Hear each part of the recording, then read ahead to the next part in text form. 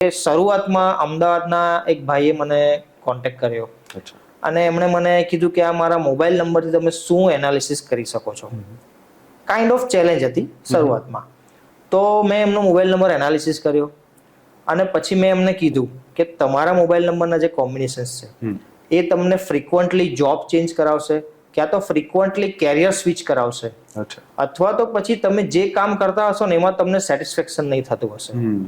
તમે નહીં માનશો, પછી એ ભાઈએ જે વાત કરી કે હું એક મલ્ટીનેશનલ કંપનીમાં જોબ કરું છું, મારું સેલરી પેકેજ પણ સારું છે, પણ મને ફ્રિકવન્ટલી ટ્રાન્સફર કરવામાં આવે છે એક સ્ટેટથી બીજા સ્ટેટમાં અથવા તો સિટીઝમાં, અને એનાથી હું બહુ ડિસ્ટર્બ રહું છું. એટલે કે સ્થાયી નતા થઈ સ્થાયી નહીં. અને બધું છે કે બધું જ સારું છે, સેલરી પેકેજ, પોસ્ટ બધું જ સારું છે, વર્કલોડ પણ.